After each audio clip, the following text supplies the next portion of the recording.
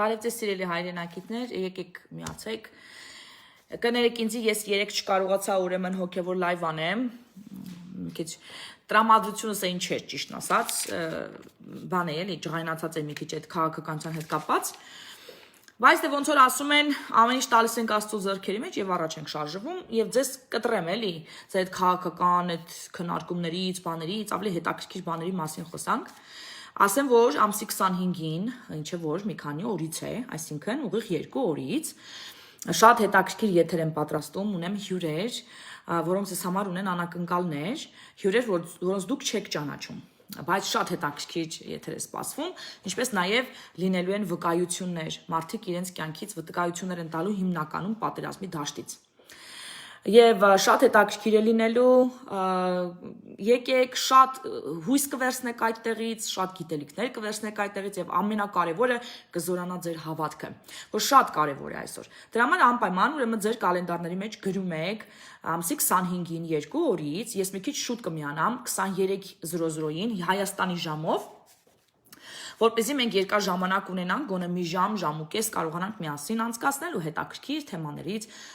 զրուցել եւ հոգեվոր թեմաներից եւ ես կարծում եմ, որ այդտեղ Աստծո ներկայությունը լինելու է եւ ձեզանից շատերը նրա հետ հանդիպում են ունենալու, ինչը որ ամենակարևորն է եւ ամենագեղեցիկ բանն է, որ մարդու հետ կարող է լինել։ Հիմա եկեք խոսանք այսօրվա թեմայի մասին, ճիշտն ասած լրիվ ուրիշ թեմայից է ուզում երեք խոսեի, որ տենց է լայվ չարեցի եւ երեկոյան ինձ հյուր էին հրավիրել Եվ ընդեղ ընեն ստացվեց, որ շատ ուժեղ բանավեճ գնաց Աստծո մասին, ինչը որ մեծ շատ հաճախ է պատահում, որ ճիշտն ասեմ, երևի թե 5-6 ժամ բանավիճել եմ ես աթեիստի հետ, որը իրեն համարում էր անհավատ, աթեիստ, եւ մեկ ուրիշի հետ, որը հավատում է ինչ-որ էներգիայի առկայությանը, ընդհանրապես չնես չէ, էլի, որ լրիվ Աստծուն չի հավատում, բայց չի հավատում քրիստոնեական Աստծուն։ Ահա այս երկու ուրեմն շատ հաճելի, ասենք, գիտեք ինչ, ոնց ասեմ, հաճելի ինձ համար կարևոր մարդիկ էին, որտեղ ինձ համար շատ սիրելի մարդկանց տուն էի ես գնացել, եւ իրանք էլ էին այնտեղ, եւ այդ խոսակցությունը գնաց, ինձ համար շատ հաճելի էր ինչու, որտեղ ես նայում ու ապշում էի, թե այս մարդիկ ինչքան են ապրում ստի մեջ, թե ինչպես է նրանց միտքը կարողանում բռնի սատանան։ Ու այնքան հարցեր այնտեղ տրվեցին, որոնց պատասխանները ես կարծում եմ, որ ձեզ էլ է հուզում եւ ձեզ էլ են տալիս։ Այնպես որ եկեք այդ մի քանի թեմաներով թեթև զրուցենք։ Ես պատմեմ, թե երեք ինչ եղավ, երբ որ ես այդտեղ էի ուրեմն գնացել։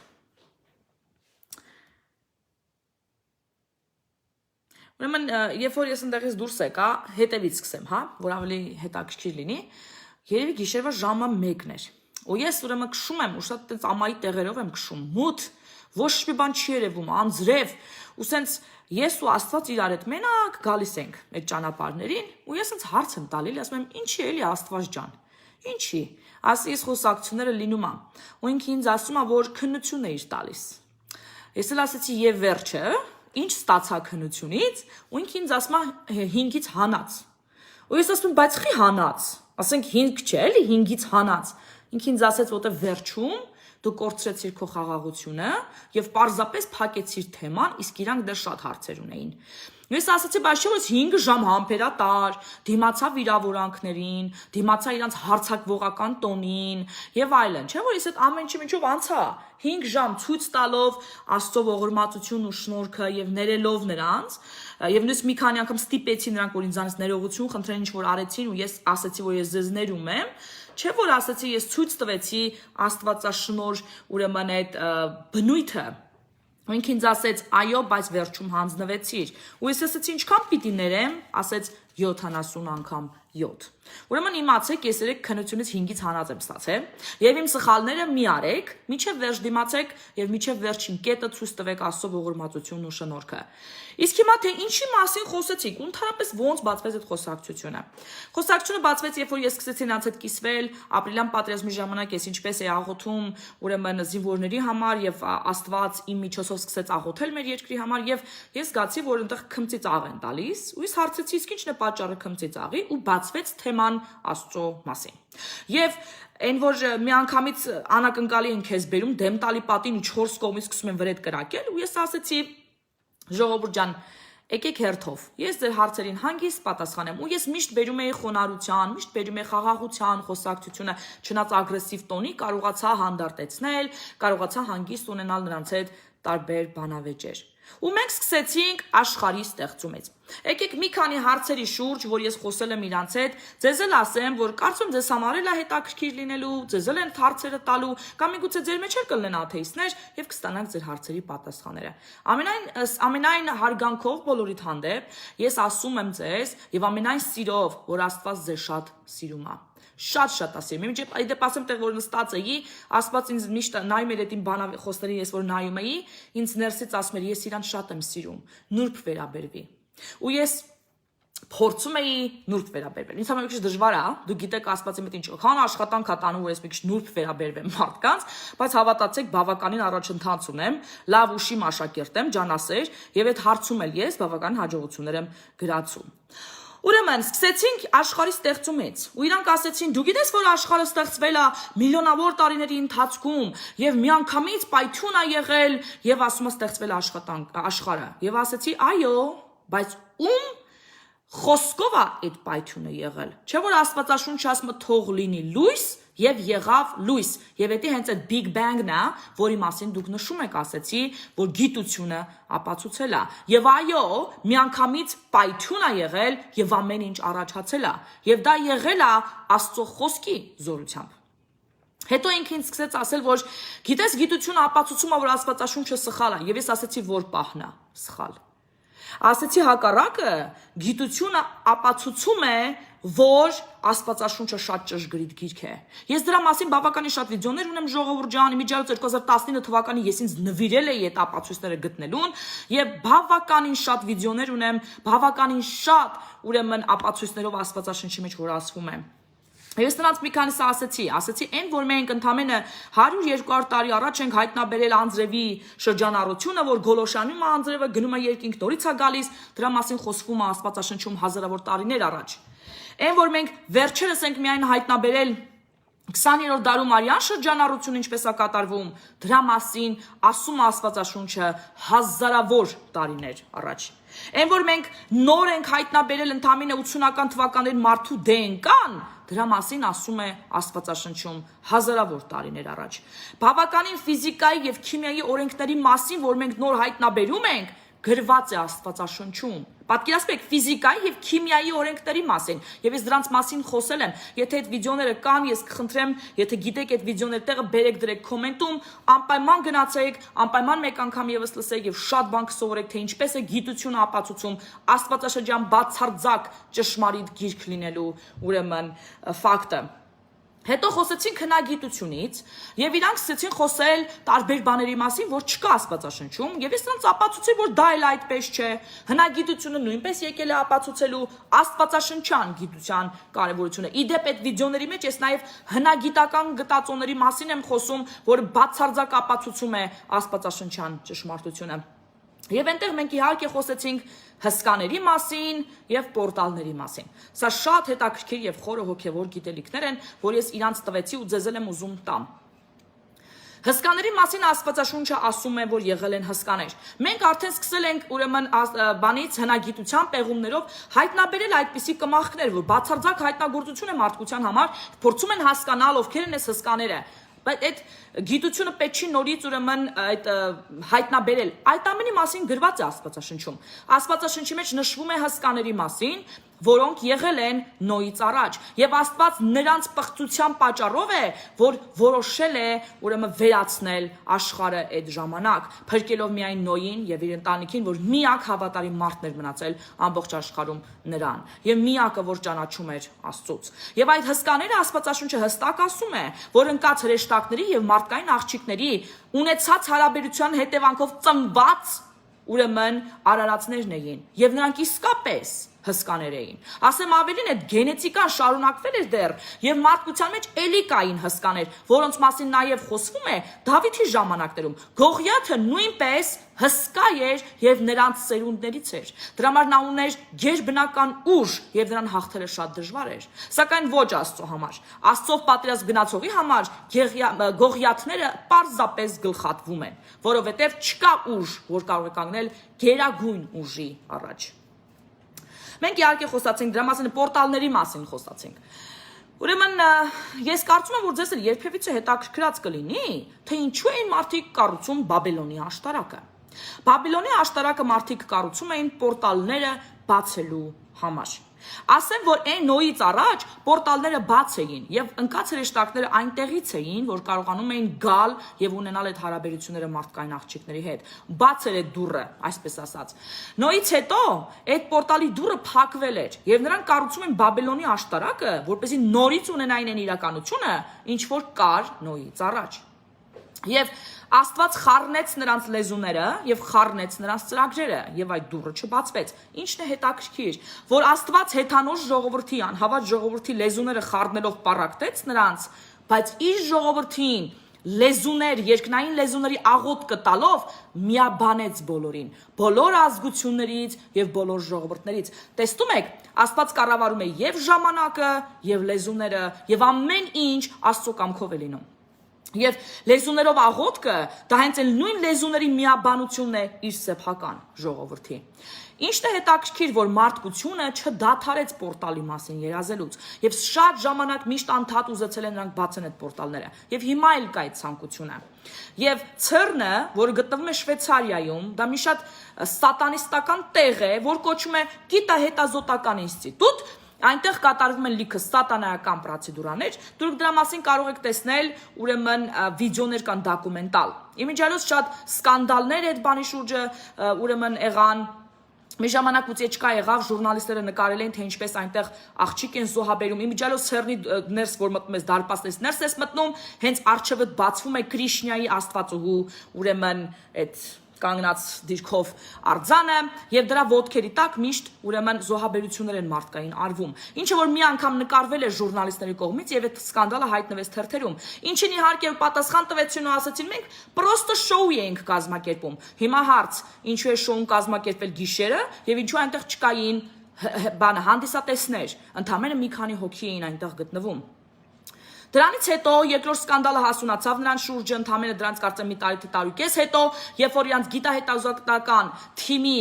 գլխավոր գիտնականը ինքնասպանություն գործեց, կամ էլ սպանեցին։ Դա էլ հարց է, որ երբեք էլ չի բացահայտվի, մենք գիտենք, որտեղ աշխարհի տերերը չեն ուզում այդպիսի բաները դուք իմանաք, կամ ընկնի ժուրնալիստերի ձեռը, կամ հայտարարվի, կամ էլ այտենց բաները բացահայտվեն։ Բայց միջև իր ինքնասպանությունը նա նամակ էր թողել, որի մեջ գրել էր, որն ի դեպ հայտնվեց լրատվամիջոցներում, սա նոր սկանդալ էր այդ հաստատության շուրջը, որտեղ նա ասում էր, որ իրենց գերագույն նպատակը պորտալներ բացելն է։ Նայեք, այն որ Բաբելոնի աշտարակը կառուցում էին, միջև հիմա էլ կառուցում են, ու այդ պորտալները ուզում են բացեն։ Ու ասեց, այն մեծ հաջողվեց այն բացել մի քանի վայրկյանով, եւ այնտեղից այնպիսի բաներ սկսեցին դուրս գալ, որ ես սարսափում եմ։ Մենք արագ փակեցինք այն, ու ասում եմ, որ եթե այդ պորտալները բացվեն, մարդու պսիխիկան չի դիմանալու։ Սա նրա հայտարարությունն էր, որից հետո նրան ինքնասպանության կտան։ Իսկ CERN-ի բացման արարողությունը բացարձակ սատանայական ծիսակատարություն է։ Իդեպ հրապարակված բոլոր երկրների լրատվամիջոցներով, որին մասնակցել են եւ Մակրոնը, եւ Անջելինա Մերկելը, եւ աշխարհի շատ ու շատ երկրների պրեզիդենտներ ու հայտնի մարդիկ։ Եվ դա դիտել են որպես շոու, բայց իրականում դա սատանիստական ընդհանրապես ուրեմն ծիսակատարություն էր, որտեղ այլապես ոչ մի ձևով բացատրել չի կարելի, թե ինչ գործուն էր այնտեղ պարող այծը կոտոշներով եւ ինչու էր խաչը թարս դրած, որը սատանիստական սիմվոլն է։ Այնպես որ մենք գտնվում ենք այնպիսի իրավիճակում, որ այսպիսի բաները ձեր աչքերին եւ ականջներին հասանելի չեն, եւ այդպիսի բաներ իմանալու համար դուք պարզապես պետք է գնաք եւ ռիսերչ արվեք։ Բայց այդ պորտալները այսօր էլ ուզում են բացվել, որպեսզի գան այդ հսկաների ուրեմն իրողությունը դառնա իրականություն եւ այլն։ Ասեմ ավելին, Աստվածաշնչում ասվում է, որ այդ պորտալները բացվելու են։ Եվ Աստվածաշունչը ասում է, որ բացվեց կուբի դուռը։ Եվ ազատ արձակվեցին հավիտենականության մեջ շղթայվածները։ Ահա այսպեսի բաներ։ Եվ շատ վատ բաներ են լինելու աշխարհի երեսին դրանից հետո։ Այն անաստվածությունը, որը զզվելու գարշելի էր Աստծո աչքերի Նոյի ժամանակներում, դառնալու է իրականություն մեր իրականության մեջ։ Եվ դրա մասին գրված է Աստվածաշնչի մեջ։ Քրիստոնյաները չեն կարող դա փոխել, որտեղ դա Աստծո կամքն է։ Նա թույլ է տալու, որ դա լինի, բայց քրիստոնյաները կարող են միջնորդել, որպեսզի կայրոս ժամանակները երկարեն եւ ավելի շատ ժողովուրդ փրկվի եւ ճանաչի Աստծուն, որպեսզի չարժանանա այն ողբերգական ճակատագրին եւ այս կյանքում եւ այն, որը այս բոլոր արարածները, պորտալները պատրաստվում են մարդկությանը ներքաշել դրա մեջ։ Մենք դրա մասին էլ իհարկե խոսացինք։ Հետո խոսեցինք իհարկե իմ հետ, գիտեք, աթեիստները ոնց են, չէ, բանավիճում։ Գիտեք, մենք բանը, գիտեք, մի բջիջից առաջացել ամեն ինչ աշխարհում, եւ բույսեր, եւ կենդանիներ, ամեն ինչ աշխարհում մի բջիջից է առաջացել։ Ու երբ որ հարց ես տալի, ասես դու կարծում ես, որ դու կապիկը նույնն եք, դու կապիկից ես առաջացել, նրանք չէ, ինչ ես ասում, վիրավորվում են ու ասում են ոչ, մենք կապիկից չենք առաջացել, ունենք միևնույն նախնին։ Եվ ես հարցնում եմ, այդ ինչպես է պատահում, որ մենք բոլորս ունենք միևնույն նախնին, բայց չգիտես ինչի մեկը դառնում է կանաչ թուփ, մեկը ծաղիկ, մեկը թրջուն է դառնում, իսկ մեկը լողալ է սովորում, իսկ մենք ասենց քայլում ենք, էլի ունենք բացարձակ ֆենոմենալ ուղեղ։ Այդ ոնց է կատարվում, որ այդ բացարձակ ֆենոմենալ ուղեղը միայն չգիտես ինչի մարդու մոտ զարգացավ, ուրիշ ոչ մի արարածի ամբողջ աշխարհում։ Իհարկե սրա պատասխանը ոչ մի աթեիստ չունի, որտեղ իրանք էլ չեն հավատում իրանց ասածին։ Նրանք պարզապես մոլորության մեջ են ու ես ասում եմ, չգիտեմ դուք ինչպես, միգուցե դուք իսկապես կապիկից եք առաջացել, բայց ես համարում եմ, որ ես Աստծո դափն է փսակն եմ արարողության, որը կերտվել է 6-րդ օրը, ինչի մասին որ գրված Աստվածաշնչում։ Եվ այնինչ անում է մարդը, ոչ մի արարած չի անում աշխարհում։ Ոչ մի կենդանի չունի այդ հմտությունները, ոչ մի թռչուն։ Նախ այն, որ կարող ենք մենք բարդ բաներ խոսել, բարդ մտքեր արտահայտել, ունենք ֆենոմենալ ուղեղ եւ նաեւ կարող ենք ժպտալ։ Կենդանական աշխարհում դրանք հասանելի չեն ու ինքնից հետ վիճում են ու ասում են կենդանիներն էլ կարան շատ բան անեն, որ մարդը չի կարա։ Ու ես հարցնում եմ, իսկ ինչ։ Ու ինձ ասում են, նա կարող է մթան մեջ տեսնի եւ կարող է թռնի։ Ես ասում եմ, դա կարող անել նաեւ մարդը։ Մարդը այսօր թռնում է, բայց ոչ մի թռչուն այսօր համբյուտեր չի ստեղծում։ Մարդը այսօր կարողանում է այո մթության մեջ տեսնի, սարքեր հնարելով, բայց ոչ մի կենդանի չի կարող բարձ ստորադասական նախադասություն կազմել։ Այդ տարբերությունը դա է, որտեղ մարդը ունի բացարձակ ֆենոմենալ ուղեղ, եւ դա չի կարա լինի պատահականության արդյունք։ Դա նշանակում է, որ ինչ որ մի այլ բարձր կարգի ինտելեկտ է կանգնած մարդու արարության հետևը եւ ոչ միայն մարդու։ Եվ միայն այդպիսի ուրեմն ինտելեկտ կարա ունի մարդ մեկը, որ գերբնական է, ոչ թե բնական, եւ բնականաբար դա Աստված է, որի մասին գրված է Աստվածաշնչում։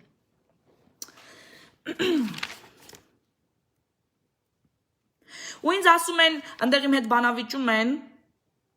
այստեղ մի քանի բան բաց թողեցի, տեսեք ես էլ եմ գրում, որ մեկ-մեկ բաներ բաց չթողեմ, որտեղ այսօր ամբողջ օրը Սուրբ Հոգին ինձ ասում էր ինչ պետք է ասեմ։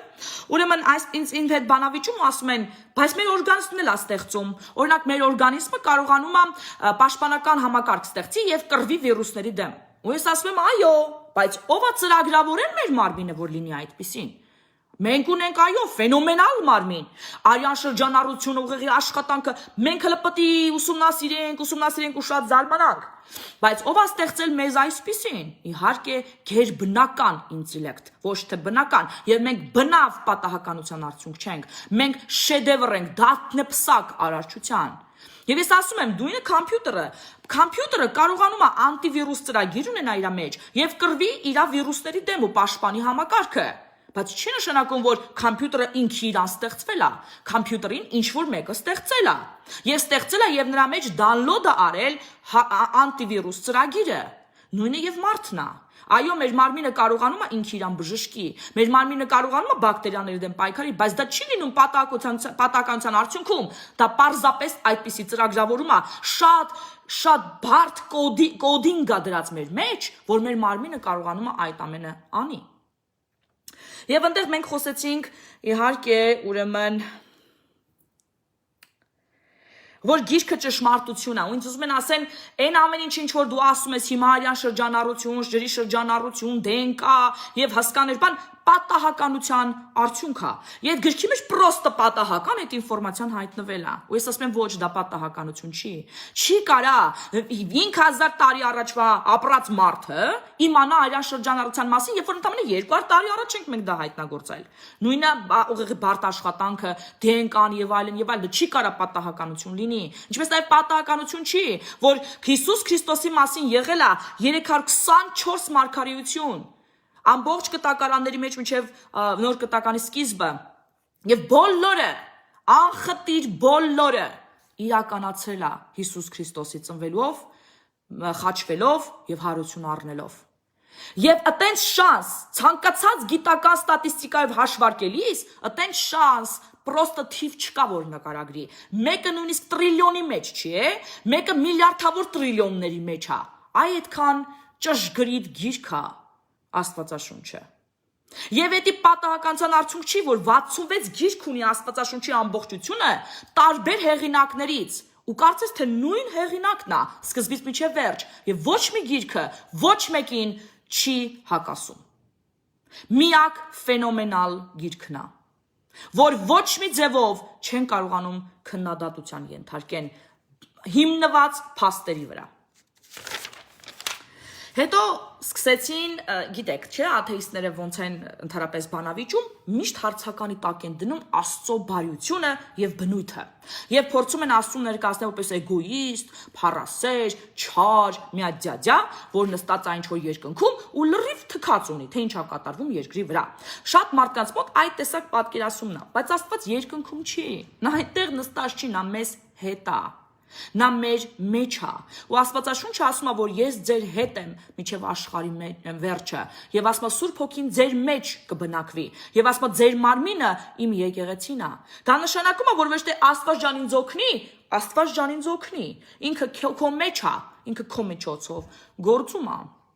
Եվ մենք իսկապես սկսեցինք խոսել Աստծո բնույթի մասին։ Ուրեմն այնտեղ խոսք գնաց ու ես ասացի, որ Աստծո ամենաչսիրած, ամենազզված մեղքերից մեկը դա փառասիրությունն է մարդու, հպարտությունը, որովհետև փառքը միայն Աստծուն է պատկանում եւ նա նախանձախնդիր Աստված է եւ այն չի կիսում ոչ մեկի հետ։ Այն պարզ պատճառով, որ ինքը Աստված է, իսկ մենք ընդամենը կերտված արարածներ, իսկ ինքը արարիչ եւ փառքը միայն նրան է պատկանում։ Եվ ինձ ստեղծեցին ապացուցել, որ բա ինչքան չար Աստված է, որ ունդեղ իհարկե գիտեք, ես ուզում եմ դա նկարագրեմ այդ պահը ինչպես եղավ։ Ուրեմն ինձ ասում է, իսկ սպանությունները, որտես դաժանաբար սպանում են, իմիջիայլի այդ բանավիճողը ամերիկացի էր, ասեմ, որ նրանցից մեկը ամերիկացի էր։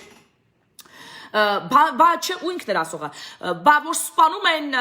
դաժանաբար եւ այլն, ասում է, ուրեմն դա հեչ, փառասիրությունը մարդու հպարտությունը մեջ, ես ասացի, այո, որովհետեւ հպարտությունը դա ամենաառաջին մեղքն է։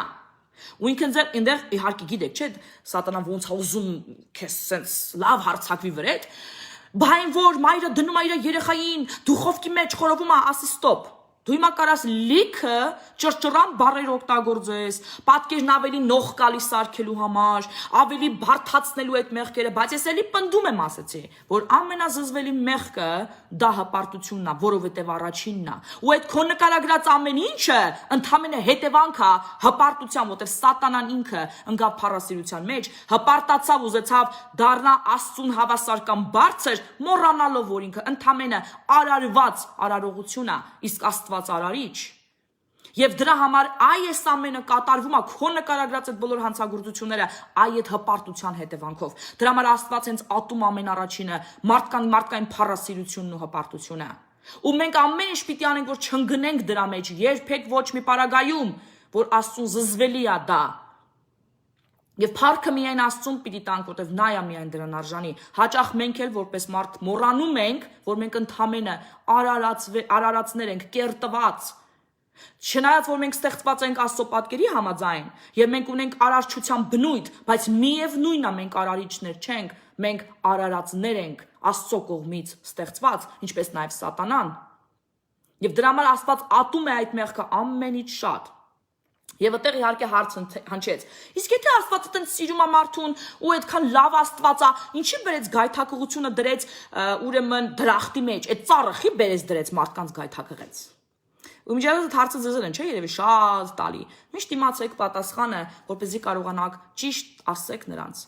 Ծառը դրախտի մեջ դրվեց որպես սիրո եւ վստահության խորհրդանիշ։ Հիմա կասեք ինչպես։ Որովհետև արդեն կար չարի գոյությունը, արդեն կար մեղքը, եւ այդ ամենը արդեն երկնքում կատարվել էր միջև մարդու ստեղծումը։ Եվ Աստված, քանի որ մարդուն սարքեց իրեն գործակից, այլ ոչ թե իրեն ստրուկ կամ հպատակ, մեր ծրագրավորումը չի եղել որպես ստրուկ։ Մենք ծառաներ չենք, մենք պարտադրված չենք Աստծուն սիրելու, Աստված մեզ տվել է ազատ կամք իրան սիրելու, որովհետև միայն այդ պարագայում է երևում իսկական սերը իր նկատմամբ, իսկ Աստված իր սերը պարտադրող չի, եւ ոչ է պարտադրված սեր է պահանջում, նա այդքան էգոիստ չէ եւ եսակենտրոն։ Այսինքն նա ընդհանրապես էգոիստ չէ եւ եսակենտրոն չէ։ Դրա համար նա մեզ տվել է ազատ ընտրության իրավունք։ Եվ քանի որ մեզ տվել է ազատ ընտրության իրավունք եւ մեզ համարել է իրեն որդիներ եւ զավակներ, իր պատկերով եւ նմանությամբ ստեղծված, սա ընդհանրապես ուրիշ թեմա է, ինչու պատկերով, ինչու նմանությամբ, սա ուրիշ թեմա է ընդհանրապես։ Բայց երբ որ նա մեզ ստեղծել է այդպիսին, նա մեզ ասել է զավակս, գիտես, այս ծառը կարա բացի շատ վատ տեղեր, որ դու չպետք է գնաս, օրինակի համար։ Եվ կծանոթանաս քո անհնազանդությունը կբերի մեղք։ Ես ուզում եմ, որ դու իմանաս, որ մեղք կա։ Օրինակ ոնց է ծնողը, չէ, երեխային ասում, նայն դե դզա, մատդ մեջը չմտցնես, որտեվ տոկը կխփի։ Ինքը չի ասում, գիտես ընդհանրապես էլեկտրականություն չկա, հանկարծ չմտածես, որ էլեկտրականություն կա, բայց ասում է կա, բայց դու մատդ չպետք է մտցնես, որտեվ դու սիրող ծնող ես ու չես ուզում, որ քո երեխեն դժբախտություն պատահի իր հետ։ Նույնը նաև Հայր Աստվածն է, նա մեզ սովորացնում է ինչ կա եւ որից պիտի դու զգուշանաս։ Եվ ծառը բացարձակ վստահության եւ բացարձակ սիրո խորհրդանիշ էր այգու մեջ։ Եվ մենք պարզ ընդհանրապես պիտի հեռու մնայինք այդ ծառից։ Շատ պարզ հասարակ բան, որ չկարողացանք անել։ Ոստեղ ինչն է հետաքրքիր, ես ուզում եմ երկու թեմայի շուրջ այսօր խոսամ, Աստծո փառքի մասին խոսամ եւ նաեւ ուրեմն խոսամ ինչու Աուցը գնաց հենց Եվայի մոտ, այլ ոչ թե Ադամի։ Ձեր մոտ շատ ժամանակ երևի այդ հարցերը հնչած կլիներ, չէ՞, ինչու Եվայի մոտ եւ ոչ թե Ադամի։ Ինչու։ Շատերը կասեն, որտեղ Եվան թույլ էր, ոչ։ Այստեղ կա ուրիշ պատճառ։ Երբ որ Աստված ստեղծեց բոլոր ամեն ինչ կենդանական եւ այլն, եւ հետո ստեղծեց մարդուն, Աստվածաշունչը ասում է, որ նա բերում էր ամեն կենդաններին Ադամի մոտ եւ Ադամը նրանց անուններ էր տալի։ Դուք պատկերացնում եք Ադամի ֆենոմենալ ուղեղի աշխատանքը, որ նա 100,000-ավոր տարբեր տեսակի արարչությանը բույսերից եւ կենդաններից սկսած անուններ է տվել ըստ իրենց բնույթի։ Հիմա կասեք, դա ինչպես է պատահել։ Դա պատահել է, որովհետեւ Ադամը Աստծո փառքն էր հագած։ Դրա համար նրանք չեն տեսնում իրենց մերկությունը, նրանք Աստծո փառքով էին պարուրված։ Եվ երբ որ դու Աստծո փառքով ես պարուրված, դու ունես հայտնություն, դու ունես գիտություն, եւ դու գիտես որտեղ ինչ ասես, ինչպես ասես եւ ով ինչ է ասում կամ դա ինչ է նշանակում։ Երբ որ դու Աստծո փառքով ես պարուրված Աստվածաշունչ կարդում, դու հասկանում ես քո կարդացածը։ Քեզ բացում է Աստծո փառքը, Աստծո Սուրբ Հոգին, թե դու նոր ինչ կարդացիր եւ դա ինչ է նշանակում։ Եվ Ադամը Աստծո փառքով էր այդ ամեն ինչը անում։ Նրա ֆենոմենալ գիտությունը եւ կարողությունները Աստծո փառքից էր գալիս, այլ ոչ թե իրենից։ Եվ բնավ պատահական չի, որ Պետրոսը քայլում էր փողոցով եւ նրա ստվերից մարդիկ բժշկվում էին։ Ոչ թե Պետրոսի, այլ Պետրոսն էր մնացել Աստծո փառքի ստվերում, Աստծո փառքի ստվերն էր, որ նրանց բժշկում էր։ Եվ բնավ պատահական չի, որ երբ որ Եղիայի ոսկորների վրա արդեն մեռած ժամանակն անցած ոսկորների վրա դիակ են գցում, դիակը հարություն է առնում։ Աստվածաշունչի մեջ։ Ինչու՞, որտեղ նրա ոսկորների վրա Աստծո մարգարեի դեռ կար Աստծո փառքը։ Եվ Աստծո փառքի մեջ է հարություն տվող զորությունը, բժշկություն տվող զորությունը, հայտնությունները, գիտությունը, այդ ամենը Աստծո փառքի մեջ է։ Եվ բնականաբար Ադամը հագած էր այդ Աստծո փառքը, դրա համար նա այդքան ֆենոմենալ կարողությունների տեր էր, որ կարողանում էր 100,000-ավոր ուրեմն անուններ տալ բոլոր կենդանիներին, թռչուններին, ձկներին եւ բուսականությանը։ Հիմա ինչու Սատանան գնաց Եվայի մոտ։ Եկեք մեր հարցի պատասխանը ստանանք։ Որովհետեւ Ադամը բոլոր կենդանիներին իր անունները, իրենց անունները տալիս էր ըստ իրենց բնույթի։ Նա հայտնությունով արդեն գիտեր ամեն կենդանի ինչ բնույթ ունի։ Եվ երբ որ իմիջայլոց Եվան ստեղծվել է Ադամից հետո, կենդանիները անվանակոչելուց հետո, եւ Եվան բացարձակ գաղափար չուներ կենդանական աշխարհի բնույթից, որտեղ նա այդտեղ չէր եւ չգիտեր։ Եվ հետևաբար Եվային ավելի հեշտ էր մոլորեսներն ու խաբելը օծին, իսկ օծը Ադամին չէր կարող խաբել, որտեղ Ադամը գիտեր նրա բնույթը եւ ինքն էր դրել նրա վրա այդ անունը։ Դա էր ընդհանրապես տարբերությունը։ Այսօր էլ տղամարդիկ ցավոք նույն բանն են անում։ Տղամարդիկ կանչված են իրենց կանանց եւ ընտանիքներին Աստծուն մոտեցնելու, բայց նրանք էլի զբաղված են գործերով, ինչ որ Ադամն էր զբաղված էր գործերով, չէ, ուրիշ տեղեր էր, չէ, որ Եվան մենակ էր մնացել։ Եվ չարը եկավ ու խաբեց նրան։ Նույնն էլ կատարվում է այսօր։ Տղամարդիկ իրենց գործերով այստեղ այնտեղ եւ ամենուր են, եւ բացի թողի վիճակ են թող իրենց կանանց, չեն քարոզում, չեն մոտեցնում ասում, գիտություն չեն տար, որովհետեւ իրանք էլ չգիտեն։ Եվ այսպես գործանվում են շատ ընտանիքներ, տարբեր սատանայի լարած թակարդների, մանիպուլյացիաների, ստերի եւ այլնի վրա։ Մենք մարդկային բնույթ ինչպես տեսնում եք չի փոխվել։ Նույն սխալները հազարավոր տարիներ նորից անում ենք։ Anyways, մենք խոսեցինք դրա մասին, թե ինչի համար էր այնտեղ դրված ծառը, ինչու բացատրեցի նրանց դա։ Էլ ինչ խոսացինք։ Հա, հետո վերջում հասանք Չալաղաջին։ Էդի вообще ֆենոմեն էր այդ խոսակցությունը, իսկ եթե Աստված այդքան բարի է, ինձ հարց են տալի, ինչու չի ներում սատանային։ Ինչի է ներում մարդուն եւ չի ներում սատանային։ Դա ինձ հիշացրեց մի հատ դեպք, ես վերջերս որ Սակրամենտո էի գնացել, հիմա հոթելում այնտեղ գիտեք, նախաճաշ են տալիս։ Գնացի նախաճաշելուն են ստացվեց, որ այդ բուֆետում տեղ չկար նստելու, այնտեղ նայեցի, մի սևական կին էր նստած։ Մենակ գնացի ասի կարելի է ձեզ հետ նստել, բայ իհարկե եւ այլն։ Նստեցինք եւ հարցրեցի ինչն է իրեն բերել Սակրամենտո, խոսքը ես սիրում եմ էլի խոսել մարդկանց հետ, ծանոթանալ եւ այլն։ Պարզվեց իր տղան մեծ ավարիայի է ենթարկվել, հիվանդանոցում է, ինքը եկել է ուրիշ նահանգից, եկել է այստեղ իր որդուն խնամելու համար։ Դրա համար նույն հոթելում էր ինչ որ ես։ Ուրեմն խոսքից խոսք, ես իր համար իհարկե աղոթեցի իր որդու համար, իր համար եւ այլն։ Ու ինքը սենց մի բան ասեց, արի սատանայի համար էլ աղոթենք։ Ես սսպիցակ շոկի ենթարկվեցի ու ասեցի սատանայի համար ինչի աղոթենք։ Ու դա հիշեցրեց ինձ մեկ այլ երևույթ, որ ընդամենը դրանց օրեր առաջ ես ուրեմն դաս էի անում, դրի նպատակ եւ իրագուրծ իր այն, դասընթացին որ մասնակցել են, իրեն ինչի մասին եմ խոսում, այդտեղ մի հայ աղջիկ էլ ասեց, որ ես բոլորի համար աղոթում եմ, իմ թշնամիների, ես նաեւ աղոթում եմ սատանայի համար։ Ես պայտակ մտածի սիրvis սխալ եմ լսել, բայց հետո երբ որ իմ մեջ աբարոտ արեցի այդ ինֆորմացիան, ես խնդրեցի մեր արմուշին մեր խմբի կապնվի այդ աղջկա հետ ու նրան հետ բերի սխալ ճանապարից, որտեղ սատանայի համար պետք չի աղոթել։ Հիմա կբացատրեմ ինչու։ Ու նույն բանը ես բացատրեցի այս կնոջը, որ ապշահարին ձեր նայում, ու ինքը բացարձակ չէր հասկանում, ինչի ես չեմ ուզում սատանայի համար աղոթել։ Ու նույնը ինձ այս հարցը տալիս, ինչն է հետաքրքիր, որ ընդամենը մի ամսվա մեջ, այս հարցը ինձ նաև երկրորդ անգամ են տալիս, երրորդ անգամ են տալիս, ուրեմն երեկվա մեր բանավեճի ընթացքում։ Ուրեմն հարցը այսպեսին էր, ուրեմն այսպես է, մենք քրիստոնյաներս կանչված ենք Աստծո կամքի համար աղոթելու։ Մենք ընտրված ենք Աստծո թագավորության մեջ որպես նրան գործընկերներ։ Նա երկիրը ստեղծել եւ տվել է մեզ իշխելու եւ տիրելու համար։ Նա դա մեզ միջոցով է անում։ Մենք կանչված ենք նրա հետ գործընկերներ լինելու, ոչ թե ծառաներ, այլ գործընկերներ այս հարցում։ Եվ ինձ միշտ հարցնում են, եթե Աստված այդքան ամենակարող է, ինչի պիտի դու աղոթես, որ իր կամքը կատարվի։ Որովհետև ինքը ընտրել է մեզ որպես իր գործընկերներ, պատասխանը դա է։ Նա մեզ ցույց է տալիս իր կամքը Աստվածաշնչի միջոցով, հայտնության խոսքի միջոցով, երազների եւ տեսիլքների միջոցով, ու ասում որ գնա աղոթի, դու գնում աղոթում ես եւ դա արձակում ես իրականության մեջ քեզ տված իշխանությամբ, եւ դա Աստված իրականացնում է, այսինքն դու գործընկեր ես նրա ծրագրերի մեջ։ Եվ հիմա, իսկ ո՞րն է Աստծո կամքը սատանայի հարցում։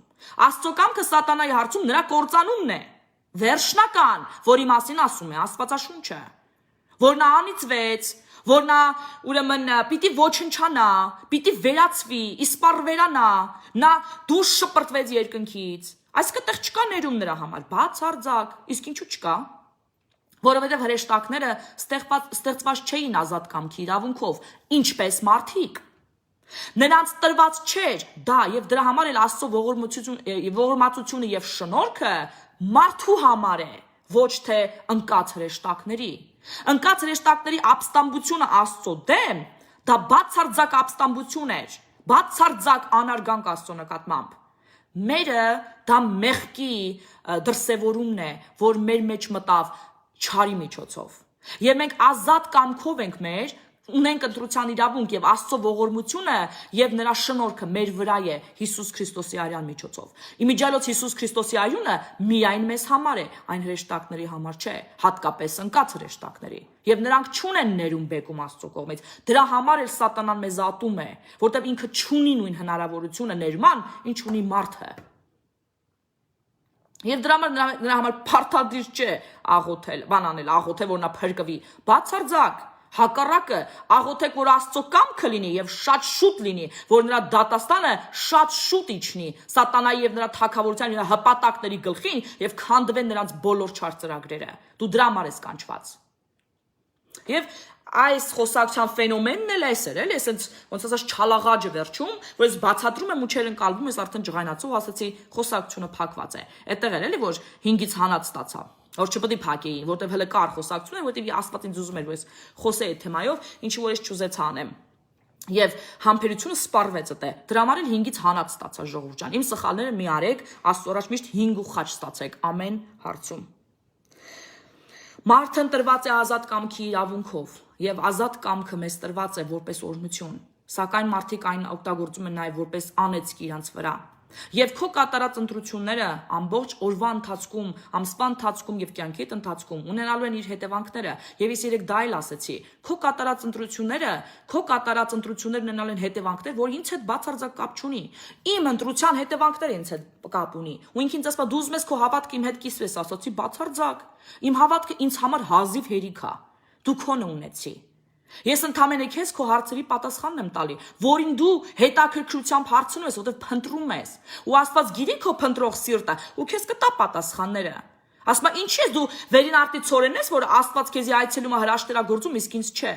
Ասացի բացարձակ, դու սրտանց առանց ուլտիմատումի։ Որտեղ ինքը ուլտիմատում էր դնում, ասում էր, եթե Աստված ինձ մոտ այցի գա, ես կհավատամ, ասի դու չես կարա ուլտիմատումով աշխարհին քո արարչին ստիպես ինչ որ բան անի։ Ինքը այդ խաղը չի խաղում մարդկանց հետ։ Մարդիկ մոռանում են, որ իրանք ստեղծված արարածներ են, արարիչ չեն։ Եվ ասիչը ոչ թե մարդն, այլ Աստված։ Եվ ես ասացի, եթե դու առանց ուլտիմատումի խնդրես, խոնարեցնես քո անձը, հասկանաս, որ դու առանց Աստծո չես կարող, մարդկությունը ընդհանրապես իր խնդիրները չի կարող լուծել առանց Աստծո,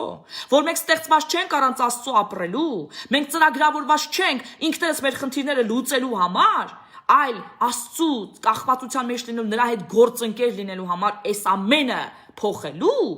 մինչև դու դա չհասկանաս, մինչև նրա սրտանց չկանչես, նա չի գալու քեզ։ Եվ ասեմ գլխավոր մեղքը, որ գլխավոր սխալը, որ մարդիկ գործում են, սա նա է, որ մարդիկ լինելով ֆիզիկական արարած, ուզում են Աստծուն, գերբնական հոգևոր էակին զգան ֆիզիկական մակարդակի վրա։ Այո, երբեմն Աստված բացառություններ անում է, մարդու ֆիզիկական իր զգայականներով է մոտենում, ասենք աշկի տեսիլք է տալիս, կամ ականջի մոտ իսկապես մարդկային ձայնով խոսում է, բայց Աստված հոգևոր էակ է, եւ նա քո հետ հոգով է հարաբերվում։ Իր հոգին քո հոգու հետ,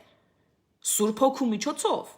Եվ դու շատ բան, դու մտքումդ ես լսում ուղեղիդ մեջ, որտեղ Աստված է էսի ստեղծել։ Եվ ինքը գիտի այդ ապարատը ոնց աշխատացնի, որ քեզ ինչ-որ բան ասի, կամ հասկացնի, կամ դարձի բերի։ Ուշադիր պիտի լինեք, Աստված ձեզ հետ ինչպես է խոսում, որ լսեք նրան, իսկ Աստված բոլորիս հետ անընդհատ խոսում է։ Ուղղակի կան մարդիկ, որ չեն ուզում լսեն, ընտրում են նրան չլսելը, փակում են իրենց ականջները, փակում են իրենց աչքերը եւ մեղադրում Աստծուն ամեն բանի մեջ, որի հեղինակը միայն իրենք են։ Իրենց անհավատությամբ եւ իրենց անգործությամբ, իրանց չաղոթելու եւ չհրճակելու հետևանքով։ Քո ընտրությունները ունեն իրենց հետևանքները,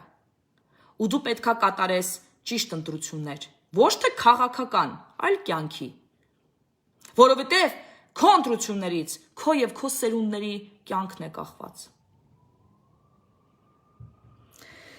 Ձեզ մաղթում եմ աստվածային, աստվածահաճո, սուրբ մաքուր ընտրություններ կյանքում եւ մաղթում եմ ձեզ բարի գիշեր եւ բարի օր բոլոր սփյուռքահայերին, Աստված թող ձեզ շատ օրհնի, օրհնի ձեր սերունդները, օրհնի ձեր ֆինանսները, տունը, մեքենաները, բիզնեսները, երեխաներին ու թոռներին ձեր միտքը, սիրտը եւ մարմինը եւ կատարելապես բժշկությամբ ապարուրի ձեզ այս գիշեր։ Թող իր փառքը ձեզ փաթաթվի ու քնացնի այս գիշեր եւ իր փառքը թող ձեզ հետ այսօրվա մեջ շարժվի։ Այսքանը հաջողություն ձեզ։ Կհանդիպենք Կիրակի, չմոռանաք ամսի 25-ին դեկտեմբերի Սուրբ Ծննդյան օրը հատուկ թողարկում